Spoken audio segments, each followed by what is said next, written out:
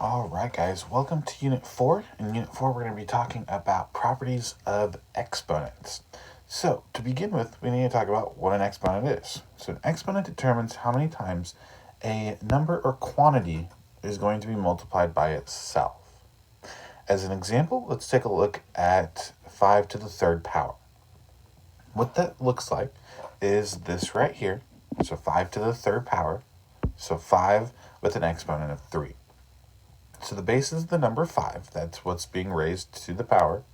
The exponent is the smaller number written up and to the right of 5, which is 3. So we read this as 5 to the third power, or with exponents of 3, you can also say 5 cubed. What it means, 5 to the third power, is that you're multiplying 5 by itself 3 times. In other words, 5 multiplied by 5 multiplied by 5. Now, that writing it out as 5 multiplied by itself 3 times is what's called expanded form. If we want to write it just as 5 to the third, that's called exponential form. So to just get some practice with how these are read, let's go ahead and do some practice with some basic examples. All right, so let's start with exponential form of 4 to the power of 2. So when we're looking at that first one, 4 to the power of 2, how is it read? We would say 4 to the second power, or 4 to the power of 2. You could also say for exponents of 2 that this is 4 squared. We've already seen exponents of 2 before, but just as a reminder. So the base in this case is 4. The exponent is 2. That means that we are multiplying 4 by itself twice, so 4 multiplied by 4. Next, we've got 6 to the power of 5. No special name for powers of 5, you just have to say 6 to the power of 5. In this case, our base is 6, exponent of 5, and that is going to be 6 multiplied by itself a total of 5 times. For the next one, we've got x to the power of 6. So now we've got a variable as our base. So our base is x, exponent is 6, and expanded form is x multiplied by itself 6 times. Now this next one you have to be a little bit careful with. We've got 5x to the power of 4. So that's read as 5x to the power of 4.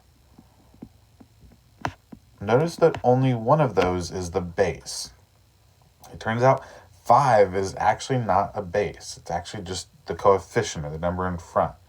The base is just x in this case. You do have to be very careful. The base is just the number being raised to the power. The exponent then is 4. And so the expanded form is you're going to have x to the power of 4, so x multiplied by itself 4 times. But also, don't forget that you have a 5 in front. So that would be 5 multiplied by x by x by x by x. Now, it's important to understand the difference between that last example, 5x to the power of 4, and the quantity. So whenever you have a parentheses, we read that as the quantity 7y to the power of 3. Or as we saw above, powers of 3 we can also just say are cubed. This time, because both 7 and y are in the parentheses, our base is 7y. Our exponent is then 3, and so our expanded form is that we're taking 7y multiplied by itself 3 times. And then oftentimes we'll put all the numbers together, so that would be 7 multiplied by itself 3 times, and then put the variables together then second, which would be y multiplied by itself 3 times. Okay, so that's kind of just the basics of how exponents work. We're now going to talk about 2 rules which are pretty basic, pretty simple, to help us get a better understanding of how exponents work. The first rule is 0 exponents. So anything to the power of 0 is going to equal 1. In other words, pick any number you want, a, raise it to the power of 0, and that's equal to 1. Whether that number is 200 or whether that number is 2. If you don't believe me, try putting it into a calculator. Type in 6 to the power of 0 and see what it gives you. And then try -4 in parentheses to the power of 0.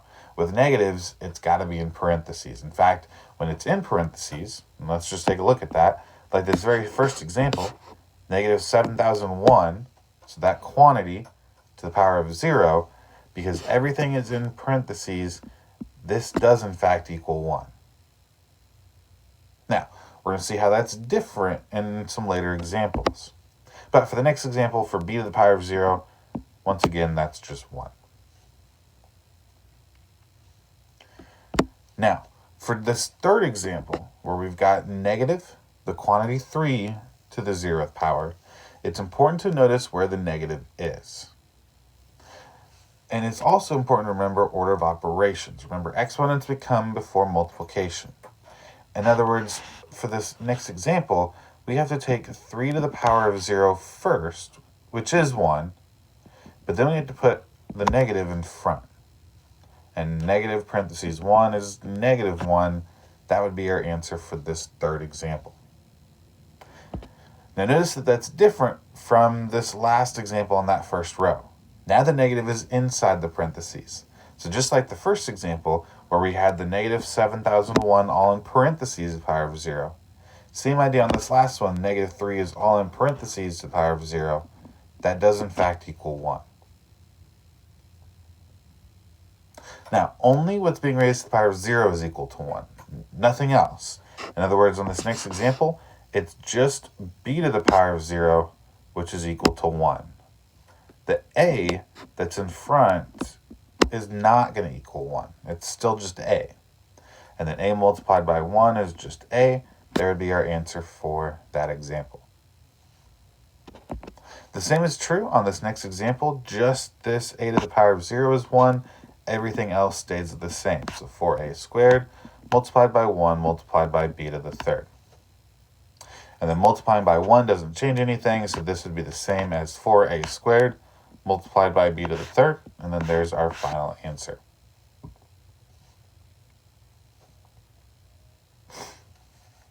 For this next one, just kind of like the one above it, with negative x to the 0th power, we're going to take x to the 0th power first, which is 1, and then put our negative in front, and negative parentheses 1 is -1, and there would be our answer.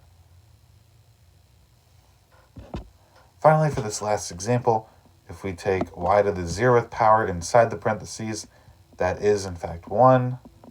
So now we've got 1 inside the parentheses squared, and 1 squared is still 1. So there would be our answer for that. So that's our first rule. Hopefully pretty easy to understand.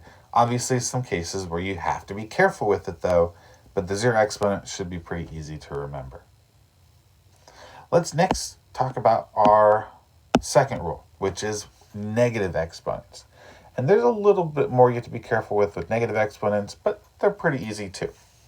So negative exponents can be rewritten using positive exponents using the negative exponent rule, which is that we're going to move any negative exponents into the opposite part of our fraction. Now, if it's not part of a fraction already, like x to the power of -a, think of that as being over 1. And then what you're going to do in a new fraction is move that to the denominator and put the 1 in your numerator. And then that's going to make your exponent positive. Okay, so to explain that in a little bit more detail, if the negative exponent is in the numerator or on top, then it becomes a positive number by placing it in the denominator. Now the base stays the same, so you're not changing anything there. It's just the exponent that's going to change, and it's going to change to a positive number. So again, for as an example, 2 to the power of -3, think of that as being over 1. Then as a fraction, we're going to move 2 to the -3 down to our denominator. The 2 is going to stay the same, exponent will become positive, and 1 goes on top.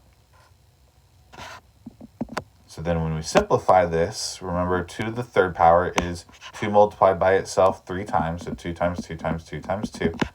And if you put that in your calculator, you get 8. So our answer would be 1 over 8. Now, if the negative exponent is already in the denominator, then we're going to move it to the numerator, or the top of the fraction, and the same rules still apply. So let's think about what that's going to do over here on this next example. So 1 over 3 to the negative 2. The 3 over to the negative 2 is going to move to our numerator. Exponent become positive. The 1 that you put in the denominator, really you don't need, because dividing by 1 doesn't change anything. So that would be the same as 3 squared. Remember, 3 squared is 3 multiplied by 3. And that's going to be equal to 9. Okay, so let's take a look at some examples of this. So we're going to start by simplifying 3 to the power of negative 4. So again, we're going to start by thinking of this as being over 1. So make a new fraction. Take 3 to the negative 4 and move it to the opposite place. So it's in the numerator, move it to denominator, put your 1 on top. So that's going to be 1 over 3 multiplied by itself 4 times.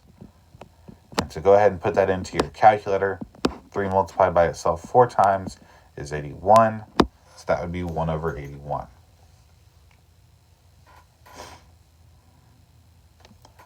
All right, so we'll do the same thing with this next example. We've got 3 to the power of negative 2. Again, move it to denominator, put your 1 on top. So that becomes 1 over 3 multiplied by 3. And 3 multiplied by 3 is 9.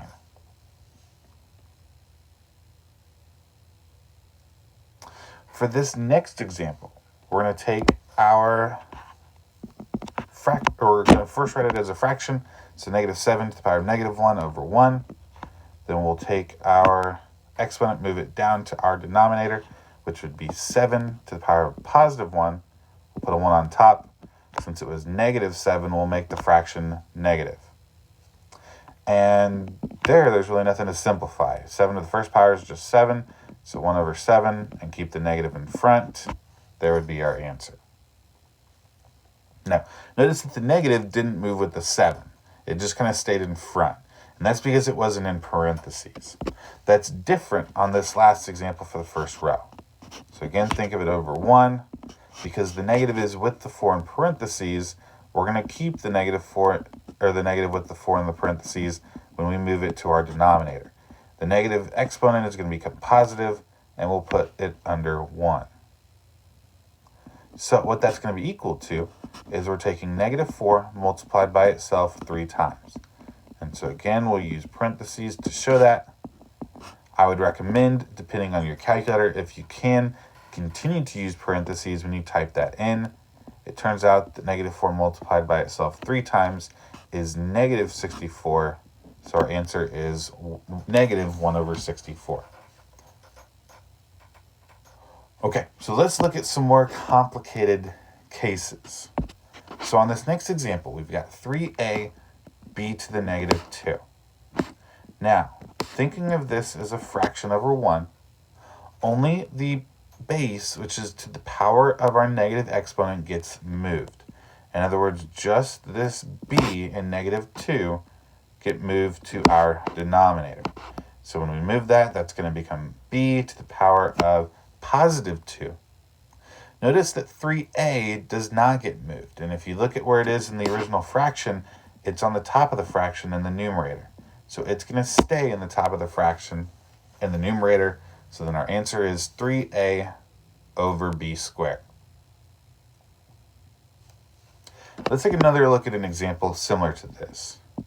So in the next example, again, think of it over 1. We've got our fraction bar. Just the base being raised to the negative exponent is going to move. So in this case, that's the x to the negative 4. Is going to move to our denominator, become x to the positive 4. Both the 7 and the t squared are not moving. They are staying on our numerator. And so then our final answer would be 7t squared over x to the 4th. Notice that if it's a number, like on the first four examples, we go ahead and simplify that number. But if it's a variable, we don't write it out in expanded form. We just leave it as x to the fourth, t squared, and so on. Now our next example is actually already written as a fraction, which is kind of nice. So our a to the negative 3 is our negative exponent. That's going to move to the top of our fraction and become a to the positive 3. The 2 is already there, so we'll leave that there as 2a to the third. Anytime we're missing a part of our fraction, we'll put a 1 there. But really, if you think about it, anytime you're dividing by 1, like in this example, it's the same as just not having the 1, which is just 2a to the third. All right. In our last example, we've got 1 over n w to the negative 2. We're going to take w to the negative 2, which is the only negative part of our expression, negative exponent part of our expression, and we're going to move that to our numerator. So that's going to become w to the power of positive 2. The n we're going to leave in our denominator. We actually have both parts already of our fraction, so then there would be our final answer. I do want to have one last example for you guys to look at. So let's take a look at negative 3x to the fifth, y to the negative 2. So let's first think about this as a fraction and think about what we're going to move. Obviously, y has a negative exponent, so that is going to be one of the things that we need to move. So that's in our numerator right now. We'll move that to our denominator to make that y squared. X to the fifth has a positive exponent, so that'll stay in our numerator. And here's where we can sometimes get a little careless. Notice that this negative 3 does not have a negative exponent. Now it is a negative number, but just because it's a negative number does not mean we put it down here in our denominator and move it as well. Only negative exponents, not negative numbers, get moved. In other words, the negative 3 should stay in our numerator, and our final answer should be this. All right, guys, that is it for section 4.1. In 4.2, we'll talk about a couple more properties with multiplication and division. That being said, until next time, guys, have a great rest of your day.